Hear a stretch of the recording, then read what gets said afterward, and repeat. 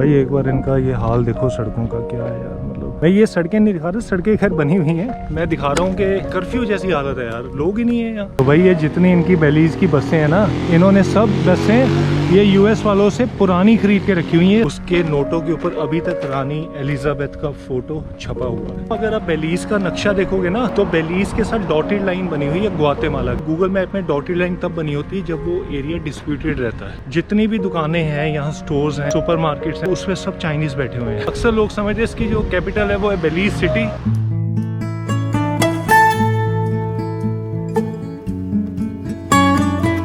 स्वागत है आपका नए दिन में। बेलीज में हूँ मैं और शहर का नाम है ऑरेंज वॉक। ये अपना हॉस्टल है भाई। हॉस्टल में गिनती के 3 बंदे रह रहे हैं बस। अभी मैं आपको अपना कमरा दिखा देता हूँ। 4 बेड बने हुए हैं, 4 डॉर्म रूम्स हैं। ये वाला अपना बेड है और बस ये पड़ा हुआ है भाई। एक बंदा यहाँ एक यहाँ है, बाकी ये तो अपना खाली है। इस हॉस्टल में रह रहा हूँ, कासा रिकी। हॉस्टल बहुत बढ़िया है यार। हॉस्टल के ओनर बहुत लाजवाब है। इसके मैं कितना दे रहा हूँ, लगभग 1300 रुपये के आसपास दे रहा हूँ यार इसका। मैं दोपहर के बजे 1 बजा हुआ है और इतना बुरा हाल है यार गर्मी का। हो मैं सुबह से निकला ही नहीं, कमरे के अंदर बैठा हुआ था भाई। 36 डिग्री वेदर है यहाँ। सबसे पहले तो बेलीज की राजधानी क्या है, बड़ी इंटरेस्टिंग है। बेलीज अक्सर लोग समझते हैं इसकी जो कैपिटल है वो है बेलीज सिटी, लेकिन बेलीज सिटी इसकी कैपिटल नहीं है। इसकी कैपिटल है बेलमोपन। अब ये बेलमोपन शुरू से ही राजधानी नहीं थी बेलीज की।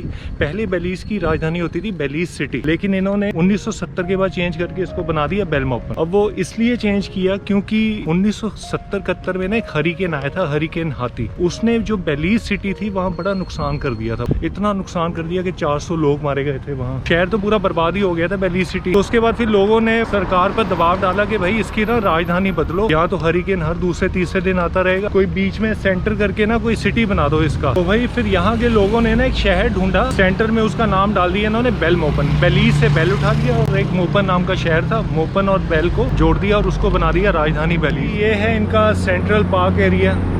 कुछ ऐसा नहीं खास नहीं है, बस पार्क वार्क ही बना हुआ है। जो बेलीज है ना, इसकी जो करेंसी है वो है बेलीज डॉलर और बड़ी सिंपल इन्होंने अपनी करेंसी बना रखी है। मतलब सीधा सीधा यूएस डॉलर का आधा। बेलीज वालों ने अपनी जो कंट्री की करेंसी है ना, पिछले 50 सालों से चेंज नहीं की। पिछले 50 सालों से इन्होंने सिंपल कन्वर्जन बना रखा है। 1 यूएस डॉलर में 2 बेलीज डॉलर आते हैं। और ये भाई आ गया इनका bus terminal, sugar Gifty bus terminal. तो भाई ये जितनी इनकी बेलीज की बसें हैं ना, इन्होंने सब बसें ये यूएस वालों से पुरानी खरीद के रखी हुई है। सारी पहले यूएसए की स्कूल बसें होती थी, क्योंकि इनकी सस्ती मिल जाती है पुरानी बसें। और इनकी जो बेलीज वालों की खुद की बसें हैं वो बड़ी महंगी हैं। इसलिए जितनी बसें देख रहे हो आप, ये सब पुरानी यूएसए की जो स्कूलों में यूज हुआ करती थी बसेस, वो सारी यहाँ बिकती हैं बेलीज में। और वैसे एक झंडा देख लो इसका, ये ब्लू कलर का और नीचे रेड स्ट्राइप। ये सेंट्रल अमेरिका का इकलौता ऐसा देश है जिसकी ऑफिशियल लैंग्वेज इंग्लिश है। नहीं तो आसपास के जितने कंट्री हैं इसके, जैसे मेक्सिको हो गया, ग्वाटेमाला हो गया, हॉन्डुरस हो गया, निकारागुआ हो गया, इन सब की ऑफिशियल भाषा स्पेनिश है। इसका पहले नाम बेलीज नहीं था।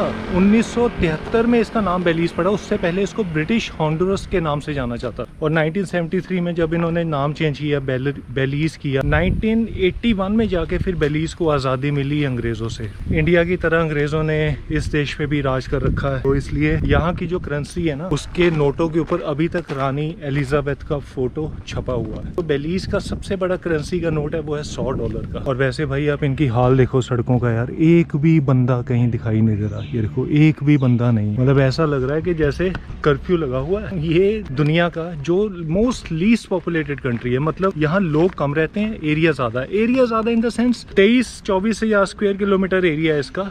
और इसकी जो कुल मिला के पॉपुलेशन है वो है सिर्फ 4 लाख। और उस 4 लाख में भी 6-7 हज़ार इंडियन है और 6-7 हज़ार ही चाइनीज है। अब आप सोचोगे कि चाइनीज यहाँ कैसे आ गए। जो वर्ल्ड वॉर 2 खत्म होने से पहले जापान वालों ने कब्जा कर लेना था चाइना पर, तो इसलिए कई चाइनीज डर के मारे अपने देश को छोड़कर यहाँ आके बस गए। जितनी भी दुकानें हैं यहाँ, स्टोर्स हैं, सुपर मार्केट्स हैं, उसमें सब चाइनीज बैठे हुए हैं। और भाई एरिया की बात करें तो पता कितना एरिया हो गया, 23,024 स्क्वायर किलोमीटर। मतलब आधा हरियाणा, आधा पंजाब या लगभग पूरा हिमाचल। और भाई इनका ये देख लो, ये है थाना पुलिस स्टेशन से 1 मंजिल की इमारत है। ऐसे बेलीज में कोई टूरिस्ट साइट नहीं है, कोई टूरिस्ट डेस्टिनेशन नहीं है। पहली बात तो इस कंट्री का लोगों को नाम तक नहीं पता होगा भाई। अगर आप बेलीज का नक्शा देखोगे ना तो बेलीज के साथ डॉटेड लाइन बनी हुई है ग्वाटेमाला के साथ। कि गूगल मैप में डॉटेड लाइन तब बनी होती है जब वो एरिया डिस्प्यूटेड रहता है। अब ग्वाटेमाला कहता है कि ये जो एरिया है ना बेलीज, ये सारा उसका अपना है, वो इसको बेलीज को अलग कंट्री नहीं मानता। हालांकि कोई ऐसा नहीं है कि मारा मराई वाला काम है कि लड़ाई झगड़े होते रहते हैं। बॉर्डर खुला हुआ है, लोग आसपास आते जाते हैं। भाई इनके ना घरों की एक बार हालत देखो आप। बाकी अगर आप पहला लुक देखोगे ना इनके घरों का तो ऐसा लगेगा कि जैसे छोटा सा एक गरीब सा कंट्री है, और है भी गरीब है। थर्ड वर्ल्ड कंट्रियों में बेलीज की शमाकत होती है। और मैं जैसे मैक्सिको से आ रहा हूँ, मैक्सिको तो बहुत बढ़िया है यार। ये बेलीज वाले जब मैक्सिको भी जाते होंगे तो इनको तो लगता होगा कि भाई जैसे इनके लिए तो फॉरेन वही है, बढ़िया लगता होगा इनको वहाँ भी आके। भाई एक बार इनका ये हाल देखो सड़कों का, क्या है यार। मतलब मैं ये सड़कें नहीं दिखा रहा, सड़कें खैर बनी हुई हैं, मैं दिखा रहा हूँ कि कर्फ्यू जैसी हालत है यार, लोग ही नहीं है यहाँ। बेलीज सिटी में रहते होंगे 70-80 हज़ार, 4 लाख तो इनकी पॉपुलेशन है पूरी कंट्री की, उसमें 70 हज़ार तो बेलीज सिटी में रहते हैं। नगासियों में लोग बहुत रहते हैं, उसमें भी 50-60 हज़ार हैं। तो ऑरेंज वॉक जैसा जो शहर है मेरे ख्याल से 10-12-15 हज़ार रहते होंगे। तो भाई अब बात करते हैं कि जो बेलीज है गरीब कंट्री है कि अमीर कंट्री है। देखो भाई गरीब कंट्री है, सीधी सी बात बोलूँ, मैं बताता हूँ कैसे। बेलीज में पर कैपिटा इनकम है ना एक साल की, वो है लगभग 5-6 हज़ार डॉलर, 5-5.5 लाख रुपया हो गया। यहाँ 1 घंटे का बंदा कमाता है सिर्फ 1.5 या 2 डॉलर। अमेरिका जैसे देश में 10 डॉलर कमाते हैं, कई स्टेट्स में 20 डॉलर भी कमाते हैं, कई में 25 डॉलर कमाते हैं। दिक्कत ये नहीं है कि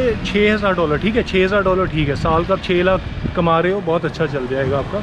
भाई ये सुपर मार्केट है, रात को मैं यहाँ आया था ना सामान वामान लेने के लिए। तो भाई मैं बोल रहा था दिक्कत पता क्या है, यहाँ इतनी महंगाई है ना, बेलीज इतना महंगा कंट्री है, ग्वाटेमाला से भी ज़्यादा और मैक्सिको भी ज़्यादा महंगा कंट्री है। भाई मेरा ये पूछना है कि लोग अफोर्ड कैसे करते हैं यहाँ। यहाँ जो नॉर्मल प्राइस का आइटम है ना अमेरिका के बराबर है। जैसे एक नॉर्मल बताता हूँ, जिस होटल में मैं रह रहा हूँ उसके मैं दे रहा हूँ 1300-1400 रुपये। अब ये हॉस्टल है, हालांकि इससे महंगे तो 5-6 हज़ार रुपये के हॉस्टल हैं फिर यहाँ। अब भाई जो बंदा 1 घंटे का 2 डॉलर कमा रहा है वो कैसे अफोर्ड कर लेगा यहाँ हॉस्टल में। होटल तो इससे ज्यादा महंगे होंगे, तो वो होटल कैसे अफोर्ड कर लेगा। 3 दिन की कमाई से वो एक होटल का खर्चा देगा 1 रात रहने का, पॉसिबल ही नहीं है भाई। इससे साफ पता लगता है कि यहाँ के लोग जितना कमाते हैं ना बचता कुछ नहीं है, वो सारा खर्चे वर्चों में निकल जाता है। तो भाई ये है मेरा हॉस्टल, नीचे से मतलब देखने में ये सारा ऐसे लगता है। ये किचन बनी हुई है इधर, ये अपने रूम का रास्ता इधर को ऊपर को है। एक बड़ी अच्छी बात लगी मेरे को अभी यहाँ मैंने पूछा, मैंने कहा लॉन्ड्री करवा देता हूँ, तो हॉस्टल वालों से पूछा कितने पैसे भाई। ओके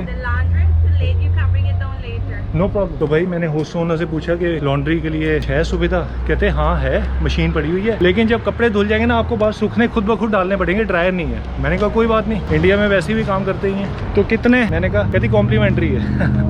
मैंने कहा चलो बहुत बढ़िया, पूरी दुनिया घूम ली, कहीं कॉम्प्लीमेंट्री लॉन्ड्री नहीं मिली अभी तक, लेकिन चलो इस देश में मिल गई। चलो भाई कपड़े तो मैंने दे दिए, और मुझे पक्का था कि मेरे कहीं ना कहीं 700-800 हज़ार रुपये खर्चा जाएगा। जो नॉर्मली रेट है ना, जैसे न्यूयॉर्क में 10-12 यूरो 10-12 डॉलर लेते हैं, यूरोप में कई जगह 5 यूरो लेते हैं, कई जगह 7-8 यूरो, कई जगह 10 यूरो लेते हैं। ये सेंट्रल अमेरिकन में मुझे पूरी उम्मीद थी कि यहाँ 10 डॉलर से कम नहीं कोई लेगा। ये किचन है भाई, अभी आपको मैं किचन का भी दिखाता हूँ, मैं क्या बना रहा हूँ, क्या खा पी रहा हूँ।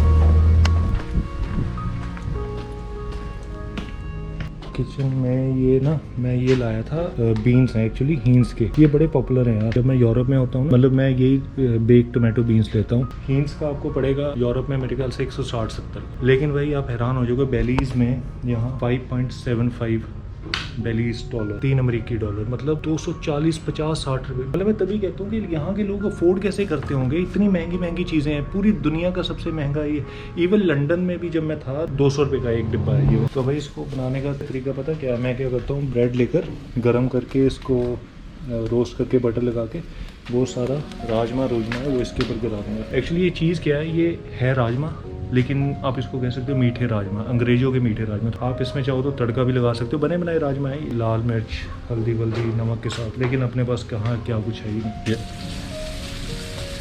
एक बार देखो यार, ये शाम का वक्त है, पहले मैं सोचता था दोपहर को कोई गर्मी के कारण ही आता होगा, लेकिन भाई ये देखो, बेलीज में एक साल में 10 लाख टूरिस्ट आते हैं भाई।